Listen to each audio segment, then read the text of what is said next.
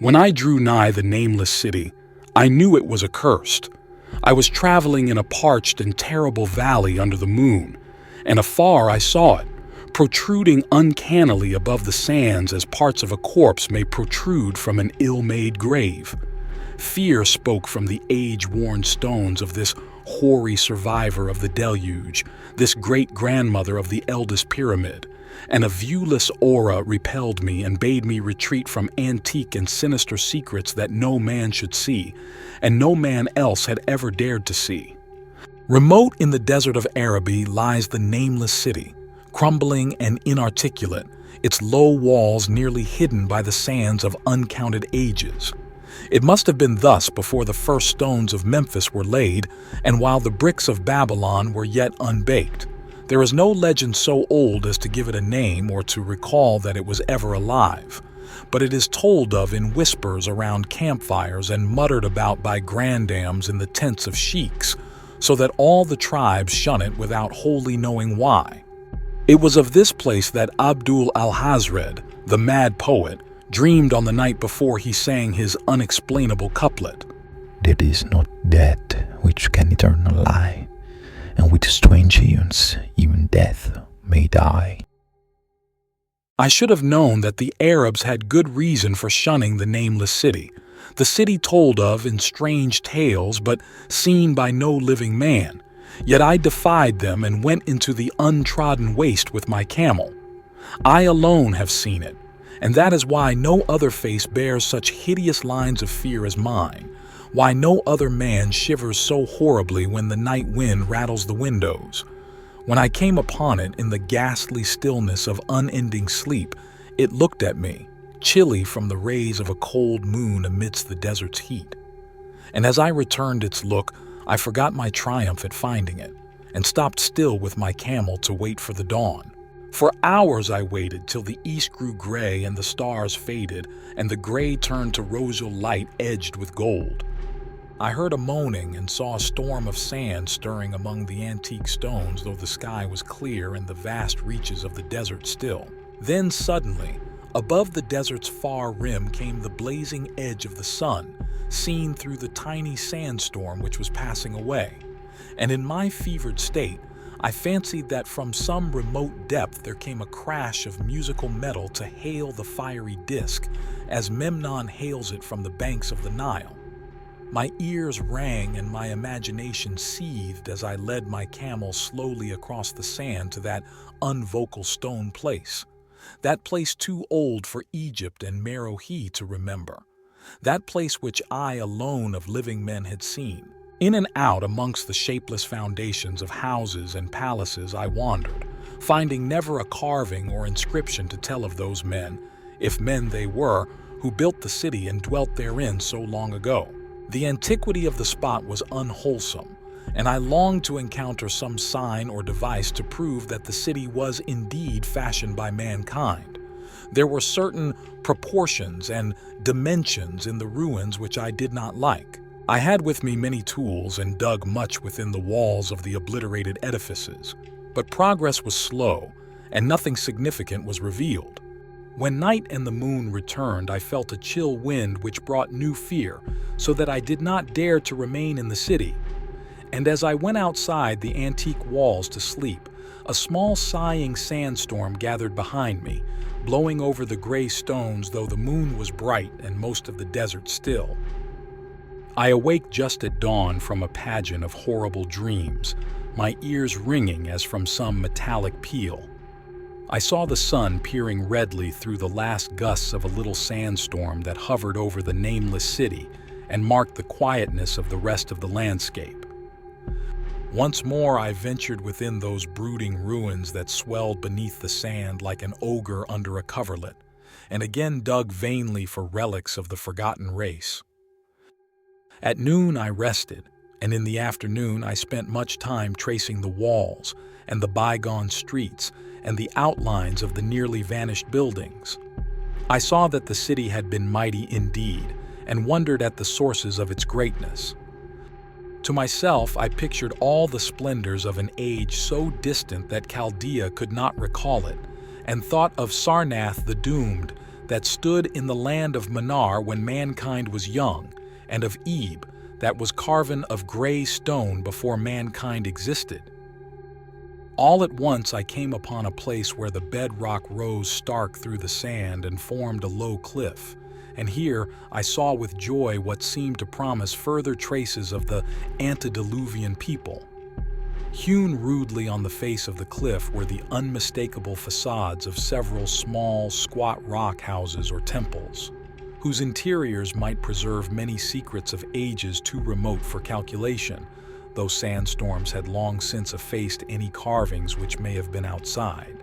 Very low and sand-choked were all of the dark apertures near me, but I cleared one with my spade and crawled through it, carrying a torch to reveal whatever mysteries it might hold. When I was inside, I saw that the cavern was indeed a temple, and beheld plain signs of the race that had lived and worshipped before the desert was a desert. Primitive altars, pillars, and niches, all curiously low, were not absent, and though I saw no sculptures nor frescoes, there were many singular stones clearly shaped into symbols by artificial means. The lowness of the chiseled chamber was very strange, for I could hardly more than kneel upright, but the area was so great that my torch shewed only part at a time. I shuddered oddly in some of the far corners, for certain altars and stones suggested forgotten rites of terrible, revolting, and inexplicable nature, and made me wonder what manner of men could have made and frequented such a temple. When I had seen all that the place contained, I crawled out again, avid to find what the other temples might yield. Night had now approached, yet the tangible things I had seen made curiosity stronger than fear, so that I did not flee from the long moon-cast shadows that had daunted me when first I saw the Nameless city. In the twilight I cleared another aperture and with a new torch crawled into it, finding more vague stones and symbols, though nothing more definite than the other temple had contained. The room was just as low, but much less broad, ending in a very narrow passage crowded with obscure and cryptical shrines. About these shrines I was prying when the noise of a wind and of my camel outside broke through the stillness and drew me forth to see what could have frightened the beast. The moon was gleaming vividly over the primeval ruins, lighting a dense cloud of sand that seemed blown by a strong but decreasing wind from some point along the cliff ahead of me. I knew it was this chilly, sandy wind which had disturbed the camel, and was about to lead him to a place of better shelter when I chanced to glance up and saw that there was no wind atop the cliff. This astonished me and made me fearful again, but I immediately recalled the sudden local winds I had seen and heard before at sunrise and sunset, and judged it was a normal thing. I decided that it came from some rock fissure leading to a cave, and watched the troubled sand to trace it to its source, soon perceiving that it came from the black orifice of a temple a long distance south of me, almost out of sight. Against the choking sand cloud I plodded toward this temple, which as I neared it loomed larger than the rest, and shewed a doorway far less clogged with caked sand. I would have entered had not the terrific force of the icy wind almost quenched my torch. It poured madly out of the dark door, sighing uncannily as it ruffled the sand and spread about the weird ruins. Soon it grew fainter, and the sand grew more and more still, till finally all was at rest again. But a presence seemed stalking among the spectral stones of the city, and when I glanced at the moon it seemed to quiver as though mirrored in unquiet waters. I was more afraid than I could explain, but not enough to dull my thirst for wonder, so as soon as the wind was quite gone I crossed into the dark chamber from which it had come. This temple, as I had fancied from the outside, was larger than either of those I had visited before, and was presumably a natural cavern, since it bore winds from some region beyond. Here I could stand quite upright, but saw that the stones and altars were as low as those in the other temples. On the walls and roof I beheld for the first time some traces of the pictorial art of the ancient race, curious curling streaks of paint that had almost faded or crumbled away. And on two of the altars I saw with rising excitement a maze of well-fashioned curvilinear carvings. As I held my torch aloft, it seemed to me that the shape of the roof was too regular to be natural, and I wondered what the prehistoric cutters of stone had first worked upon. Their engineering skill must have been vast. Then a brighter flare of the fantastic flame shewed me that for which I had been seeking, the opening to those remoter abysses whence the sudden wind had blown, and I grew faint when I saw that it was a small and plainly artificial door chiseled in the solid rock.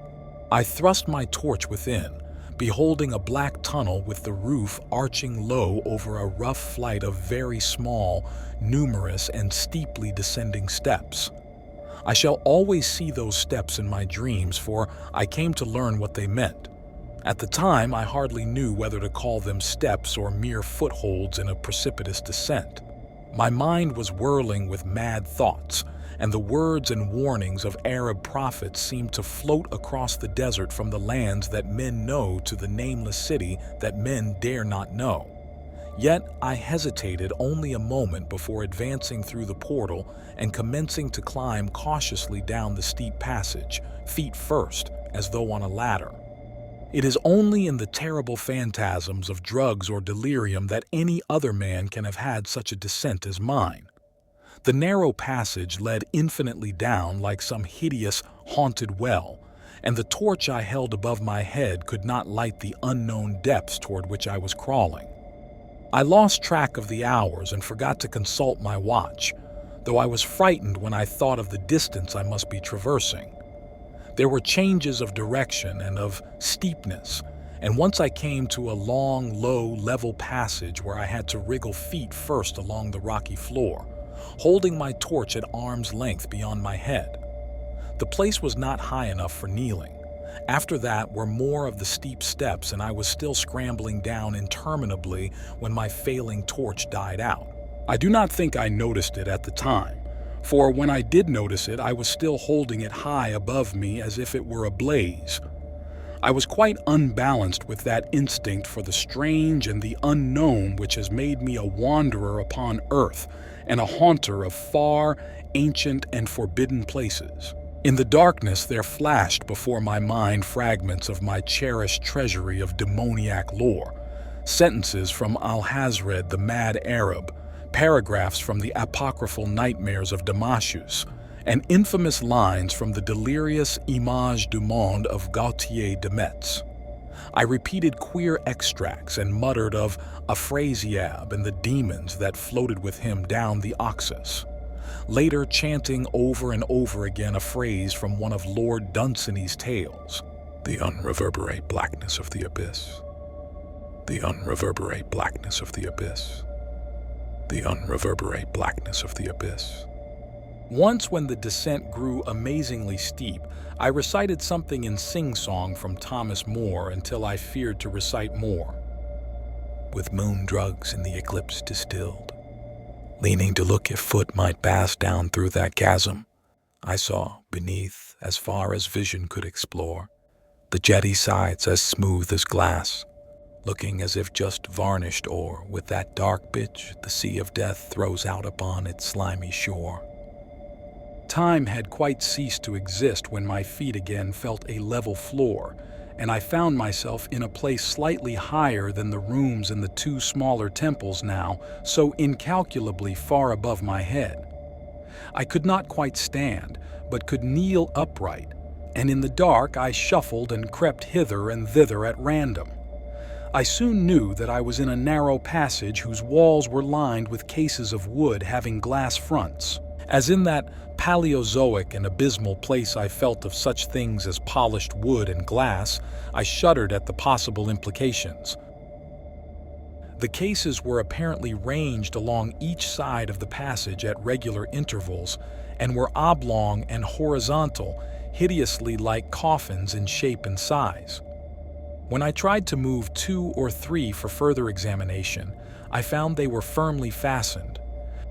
I saw that the passage was a long one, so floundered ahead rapidly in a creeping run that would have seemed horrible had any eye watched me in the blackness, crossing from side to side occasionally to feel of my surroundings and be sure the walls and rows of cases still stretched on. Man is so used to thinking visually that I almost forgot the darkness and pictured the endless corridor of wood and glass in its low-studded monotony as though I saw it. And then in a moment of indescribable emotion, I did see it. Just when my fancy merged into real sight, I cannot tell, but there came a gradual glow ahead, and all at once I knew that I saw the dim outlines of the corridor and the cases, revealed by some unknown subterranean phosphorescence. For a little while, all was exactly as I had imagined it, since the glow was very faint, but as I mechanically kept on stumbling ahead into the stronger light, I realized that my fancy had been but feeble. This hall was no relic of crudity like the temples in the city above, but a monument of the most magnificent and exotic art. Rich, vivid, and daringly fantastic designs and pictures formed a continuous scheme of mural painting whose lines and colors were beyond description.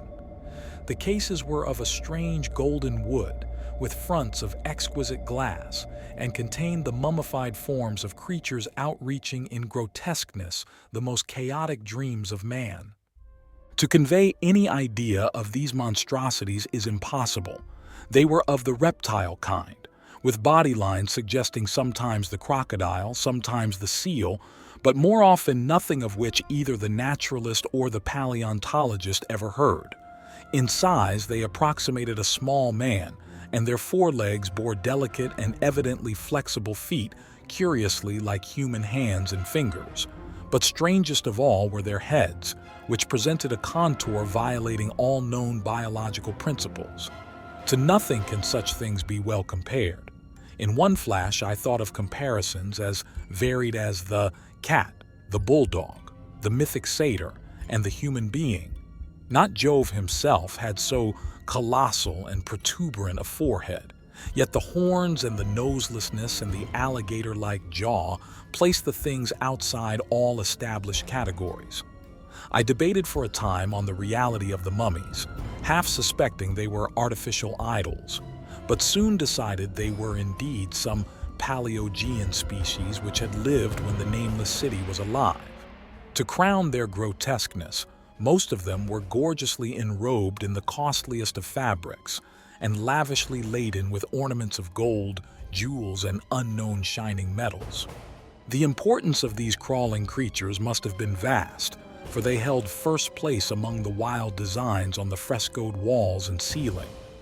With matchless skill had the artist drawn them in a world of their own, wherein they had cities and gardens fashioned to suit their dimensions, and I could not but think that their pictured history was allegorical, perhaps shewing the progress of the race that worshipped them. These creatures, I said to myself, were to the men of the Nameless city what the she-wolf was to Rome, or some totem beast is to a tribe of Indians. Holding this view, I thought I could trace roughly a wonderful epic of the Nameless city, the tale of a mighty sea-coast metropolis that ruled the world before Africa rose out of the waves, and of its struggles as the sea shrank away, and the desert crept into the fertile valley that held it. I saw its wars and triumphs, its troubles and defeats, and afterward its terrible fight against the desert when thousands of its people, here represented in allegory by the grotesque reptiles, were driven to chisel their way down through the rocks in some marvelous manner to another world whereof their prophets had told them. It was all vividly weird and realistic, and its connection with the awesome descent I had made was unmistakable. I even recognized the passages. As I crept along the corridor toward the brighter light, I saw later stages of the painted epic, the leave-taking of the race that had dwelt in the Nameless city and the valley around for 10 million years. The race whose souls shrank from quitting scenes their bodies had known so long, where they had settled as nomads in the earth's youth, hewing in the virgin rock those primal shrines at which they never ceased to worship. Now that the light was better, I studied the pictures more closely, and remembering that the strange reptiles must represent the unknown men, pondered upon the customs of the Nameless city. Many things were peculiar and inexplicable. The civilization, which included a written alphabet, had seemingly risen to a higher order than those immeasurably later civilizations of Egypt and Chaldea. Yet there were curious omissions. I could, for example, find no pictures to represent deaths or funeral customs, save such as were related to wars, violence, and plagues, and I wondered at the reticence shown concerning natural death. It was as though an ideal of earthly immortality had been fostered as a cheering illusion. Still nearer the end of the passage were painted scenes of the utmost picturesqueness and extravagance, contrasted views of the Nameless city in its desertion and growing ruin, and of the strange new realm or paradise to which the race had hewed its way through the stone. In these views, the city and the desert valley were shown always by moonlight, a golden nimbus hovering over the fallen walls and half revealing the splendid perfection of former times, shown spectrally and elusively by the artist. The paradisal scenes were almost too extravagant to be believed, portraying a hidden world of eternal day filled with glorious cities and ethereal hills and valleys. At the very last, I thought I saw signs of an artistic anticlimax. The paintings were less skillful and much more bizarre than even the wildest of the earlier scenes. They seemed to record a slow decadence of the ancient stock, coupled with a growing ferocity toward the outside world from which it was driven by the desert. The forms of the people, always represented by the sacred reptiles, appeared to be gradually wasting away, though their spirit, as shown hovering about the ruins by moonlight, gained in proportion. Emaciated priests, displayed as reptiles in ornate robes, cursed the upper air and all who breathed it, and one terrible final scene shewed a primitive-looking man, perhaps a pioneer of ancient Iram, the city of pillars, torn to pieces by members of the elder race. I remembered how the Arabs fear the Nameless city, and was glad that beyond this place the gray walls and ceiling were bare.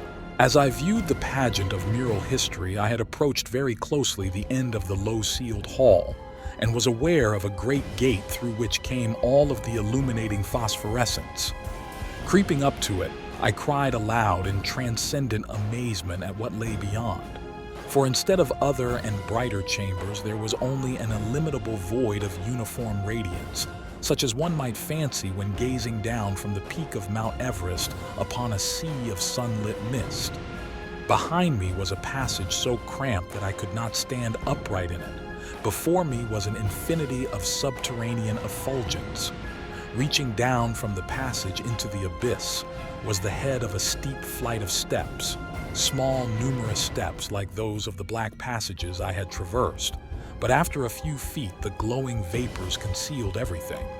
Swung back open against the left-hand wall of the passage was a massive door of brass, incredibly thick and decorated with fantastic bas-reliefs, which could, if closed, shut the whole inner world of light away from the vaults and passages of rock. I looked at the steps, and for the nonce dared not try them. I touched the open brass door and could not move it. Then I sank prone to the stone floor, my mind aflame with prodigious reflections which not even a death-like exhaustion could banish. As I lay still with closed eyes, free to ponder, many things I had lightly noted in the frescoes came back to me with new and terrible significance, scenes representing the Nameless city in its heyday, the vegetation of the valley around it, and the distant lands with which its merchants traded.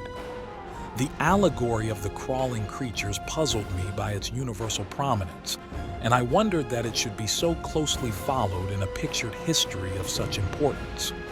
In the frescoes, the Nameless city had been shown in proportions fitted to the reptiles. I wondered what its real proportions and magnificence had been, and reflected a moment on certain oddities I had noticed in the ruins. I thought curiously of the lowness of the primal temples and of the underground corridor, which were doubtless hewn thus out of deference to the reptile deities there honored, though it perforce reduced the worshippers to crawling. Perhaps the very rites had involved a crawling in imitation of the creatures. No religious theory, however, could easily explain why the level passage in that awesome descent should be as low as the temples, or lower, since one could not even kneel in it. As I thought of the crawling creatures, whose hideous mummified forms were so close to me, I felt a new throb of fear. Mental associations are curious, and I shrank from the idea that, except for the poor primitive man torn to pieces in the last painting, mine was the only human form amidst the many relics and symbols of primordial life. But as always in my strange and roving existence, wonder soon drove out fear. For the luminous abyss and what it might contain presented a problem worthy of the greatest explorer. That a weird world of mystery lay far down that flight of peculiarly small steps I could not doubt, and I hoped to find there those human memorials which the painted corridor had failed to give. The frescoes had pictured unbelievable cities, hills, and valleys in this lower realm, and my fancy dwelt on the rich and colossal ruins that awaited me. My fears indeed concerned the past rather than the future. Not even the physical horror of my position in that cramped corridor of dead reptiles and antediluvian frescoes, miles below the world I knew and faced by another world of eerie light and mist, could match the lethal dread I felt at the abysmal antiquity of the scene and its soul. An ancientness so vast that measurement as feeble seemed to leer down from the primal stones and rock-hewn temples in the Nameless city, while the very latest of the astounding maps in the frescoes shewed oceans and continents that man has forgotten, with only here and there some vaguely familiar outline. Of what could have happened in the geological eon since the painting ceased, and the death-hating race resentfully succumbed to decay, no man might say. Life had once teemed in these caverns and in the luminous realm beyond. Now I was alone with vivid relics, and I trembled to think of the countless ages through which these relics had kept a silent and deserted vigil. Suddenly there came another burst of that acute fear which had intermittently seized me ever since I first saw the terrible valley and the nameless city under a cold moon. And despite my exhaustion, I found myself starting frantically to a sitting posture and gazing back along the black corridor toward the tunnels that rose to the outer world. My sensations were much like those which had made me shun the nameless city at night, and were as inexplicable as they were poignant. In another moment, however, I received a still greater shock in the form of a definite sound, the first which had broken the utter silence of these tomb-like depths. It was a deep, low moaning, as of a distant throng of condemned spirits, and came from the direction in which I was staring. Its volume rapidly grew, till soon it reverberated frightfully through the low passage, and at the same time I became conscious of an increasing draft of cold air, likewise flowing from the tunnels in the city above. The touch of this air seemed to restore my balance, for I instantly recalled the sudden gusts which had risen around the mouth of the abyss each sunset and sunrise, one of which had indeed served to reveal the hidden tunnels to me. I looked at my watch and saw that sunrise was near, so braced myself to resist the gale which was sweeping down to its cavern home as it had swept forth at evening. My fear again waned low, since a natural phenomenon tends to dispel broodings over the unknown. More and more madly poured the shrieking, moaning night wind into that gulf of the inner earth. I dropped prone again and clutched vainly at the floor for fear of being swept bodily through the open gate into the phosphorescent abyss. Such fury I had not expected, and as I grew aware of an actual slipping of my form toward the abyss, I was beset by 1,000 new terrors of apprehension and imagination. The malignancy of the blast awakened incredible fancies. Once more I compared myself shudderingly to the only other human image in that frightful corridor, the man who was torn to pieces by the nameless race. For in the fiendish clawing of the swirling currents there seemed to abide a vindictive rage all the stronger because it was largely impotent. I think I screamed frantically near the last. I was almost mad. But if I did so, my cries were lost in the hell-born babel of the howling wind wraiths. I tried to crawl against the murderous, invisible torrent, but I could not even hold my own as I was pushed slowly and inexorably toward the unknown world. Finally, reason must have wholly snapped, for I fell to babbling over and over that unexplainable couplet of the mad Arab, Al-Hazred, who dreamed of the nameless city. Please not act, which can it rely on strange hands, you and I die. Only the grim, brooding desert gods know what really took place, what indescribable struggles and scrambles in the dark I endured, or what Abaddon guided me back to life, where I must always remember and shiver in the night wind till oblivion, or worse, claims me. Monstrous, unnatural, colossal was the thing, too far beyond all the ideas of man to be believed, except in the silent, damnable small hours when one cannot sleep. I have said that the fury of the rushing blast was infernal, cacodemoniacal, and that its voices were hideous with the pent-up viciousness of desolate eternities. Presently those voices, while still chaotic before me, seemed to my beating brain to take articulate form behind me, and down there in the grave of unnumbered eon-dead antiquities, leagues below the dawn-lit world of men, I heard the ghastly cursing and snarling of strange-tongued fiends. Turning, I saw outlined against the luminous ether of the abyss what could not be seen against the dusk of the corridor, a nightmare horde of rushing devils, hate-distorted, grotesquely panoplied, half-transparent, devils of a race no man might mistake, the crawling reptiles of the nameless city.